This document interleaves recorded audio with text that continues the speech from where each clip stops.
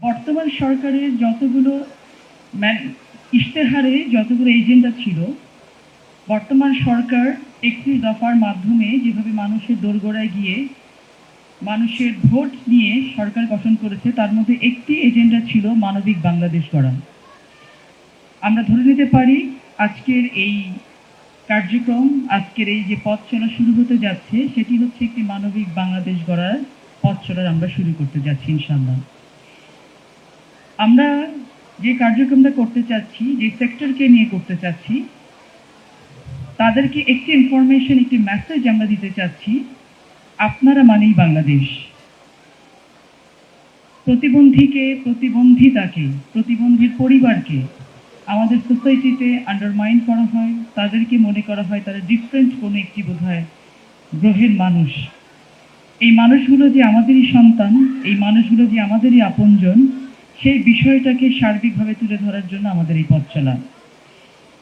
একজন specially able, বিশেষভাবে সক্ষম মানুষকে ভালো থাকতে যা যা করতে হয় বর্তমান সরকার সেই কাজগুলো করার জন্য কার্যক্রম গ্রহণ করছেন, এবং এই কাজগুলো করতে যতগুলো মন্ত্রণালয়কে একসাথে করা প্রয়োজন, ইন্টিগ্রেটেড করা প্রয়োজন, প্রত্যেকটি মন্ত্রণালয়কে একসাথে করে নিয়ে যে সমন্বিত একটি প্রক্রিয়া চালানোর উদ্যোগ আমরা নিয়েছি।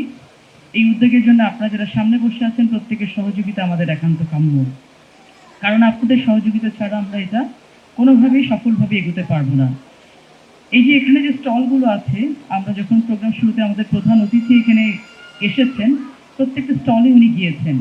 সেখানে যে বাচ্চাদেরকে আমরা যে দেখেছি এবং তার প্যারেন্টসদের, মাদেরকে, ফ্যামিলি মেম্বারসদেরকে দেখেছি, তাদের চোখে মুখে যে ভালো লাগাটা আজকে ছিল, এই ভালো লাগাটা আমরা বাংলাদেশের প্রত্যেকটি অঞ্চলে ছড়িয়ে দিতে চাই। তাদেরকে, তাদের শিক্ষা ব্যবস্থাকে স্ট্রেনথেন করা, তাদের সেবাকে স্ট্রেনথেন করা, তাদের সেবার মান উন্নত করা, প্রত্যেকটি বাচ্চার, প্রত্যেকটি মানুষের যেই ধরনের থেরাপি প্রয়োজন, সেই থেরাপিকে সহজ মূল্যে সহজলভ্য করা, ঘরের দোরগোড়ায় পৌঁছে দেওয়া, প্রতিটি জায়গায় সেন্টার তৈরি করা, এই মানুষগুলোকে বাংলাদেশের ইকোনমিতে কানেক্ট করা, এই মানুষগুলোকে বাংলাদেশের মেইন স্ট্রিমে নিয়ে আসা হচ্ছে আমাদের এই পরিকল্পনার মূল উদ্দেশ্য।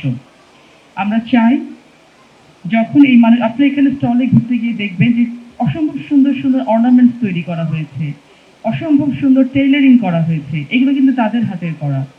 আমি সিরাজগঞ্জের সিএসএফ একটি সেন্টারে গিয়েছিলাম, সেখানে একটি ভাই আমাকে, তার দুটো হাতই অকেজো, কিন্তু সেই ওই অকেজো হাত দিয়ে তিনি আমাকে এক কাপ কফি বানিয়ে খেয়েছেন, চমৎকার কফি। তো আমরা যেটা মনে করি যে ডিসেবল বলে কোনো কিছু নেই, স্পেশালি এবল, তারা বিশেষভাবে সক্ষম মানুষ। আমাদের উদ্দেশ্য হচ্ছে এই সক্ষম মানুষগুলোকে তাদের সক্ষমতা অনুযায়ী তুলে নিয়ে আসা, তাদেরকে সেই পরিবেশটুকু করে দেয়া, যাতে করে তারা মনে করতে পারে যে একটি রাষ্ট্র তার নাগরিক সাথে যে সোশ্যাল কন্ট্রাক্টটা করে, একটি রাষ্ট্র তার নাগরিককে যতগুলো অধিকার দিতে বাধ্য থাকে, প্রত্যেকটি অধিকার পাওয়ার যোগ্যতা তারা রাখেন। বিগত সময়গুলোতে আমরা কথা বলেছি অনেক, কাজ করেছি কম।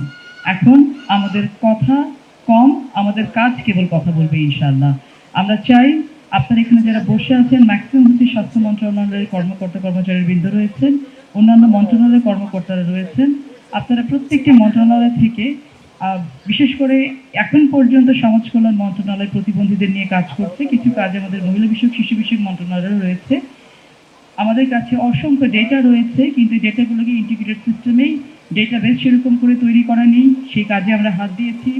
আমাদের প্রতিবন্ধী স্কুল রয়েছে অনেক, অসংখ্য প্রতিবন্ধী স্কুল, কিন্তু মনিটরিংয়ের অভাবে এই স্কুলগুলো যে পারপাসে করা, সেই পারপাস সার্ভ করছে কিনা সেটা আমাদের কিন্তু এখনো নখদর করে নেই। আমাদের মন্ত্রণালয় ইতিমধ্যে কাজ করেছে, যতগুলো নিবন্ধিত সমাজ কল্যাণ মন্ত্রণালয় এফিলিয়েটেড যতগুলো প্রতিবন্ধী স্কুল রয়েছে, প্রত্যেকটি প্রতিবন্ধী স্কুলে বিশেষভাবে মনিটরিং করে যেগুলো ভালো সার্ভিস দিচ্ছে, যেগুলো পারপাস সার্ভ করছে, সেগুলোকে রেখে বাকি যদি কোনো ভুইফোর প্রতিবন্ধী স্কুল থাকে সেগুলোকে বন্ধ করে দেওয়ার জন্য আমাদের কাছে নির্দেশনা এসেছে। আমরা অনতি বিলম্বে এই ভেরিফিকেশন কার্যক্রমটি চালু করব, এবং যতগুলো প্রতিবন্ধী স্কুল আমরা A category, B category, C ক্যাটাগরিকে আমরা ডিভাইড করে প্রত্যেকটা বেস্ট প্রতিবন্ধী স্কুলকে আমরা আরো অনেক বেশি উন্নত করার জন্য, ইন্টিগ্রেটেড সিস্টেম মানে কি, একটি স্কুল শিক্ষা দেবে, সেবা দেবে, এবং সেবা বলতে খালি ফিজিক্যাল হেলথ না, আমরা মেন্টাল হেলথ নিয়ে কাজ করব। একটি পরিবারকে কিন্তু বাংলাদেশে স্টিগমাটাইজড করা হয়, প্রতিটা ফ্যামিলি কিন্তু আপনারা দেখবেন যে বিশেষ করে মাকে দোষারোপ করা হয় একটি প্রতিবন্ধী বাচ্চার জন্য, যে আপনার কারণে এরকম হয়েছে। একটি মা কিন্তু তার জীবনের সবকিছু বিলিয়ে দেয় একটি প্রতিবন্ধী বাচ্চার জন্য। আমরা সেই পরিবারকে সে মেন্টাল সাপোর্টটুকু দিতে চাই। আমরা সেই পরিবারকে এতটুকু বলতে চাই যে পুরো বাংলাদেশ আপনাদের সাথে রয়েছে। আপনার সন্তান মানে আমাদের সন্তান, এবং আপনার সন্তানের ভিতরে যেই স্পেশালিটিটা আছে সেই স্পেশালিটি নিয়ে তিনি বড় হবেন, তিনি নিজে কর্মক্ষম হবেন এবং তিনি নিজেরটা নিজে করে খেতে পারবেন। এ সকল অনেক বাচ্চা থাকে যারা আনঅ্যাটেন্ডেড থাকে, যাদের পিতামাতা থাকে না, তারা বিভিন্ন স্কুলে থাকে। এসব আনঅ্যাটেন্ডেড আনঅ্যাড্রেসড বাচ্চাগুলোকেও যেন আমরা তাদের শিক্ষা সেবা, স্বাস্থ্য সেবা, তাদের মেন্টাল হেলথ নিয়ে আমরা প্রকৃতপক্ষে কাজ করতে পারি এবং তাদেরকে স্কিলড করে গড়ে তুলে তাদের কর্মক্ষমতা বৃদ্ধি করে ইকোনমিতে তাদেরকে আমরা কানেক্ট করতে পারি। সেই জন্য আজকে আমরা এই পথ চলা শুরু করেছি। এই পথ চলা আমরা জানি একদিনে আমরা সফল হব না।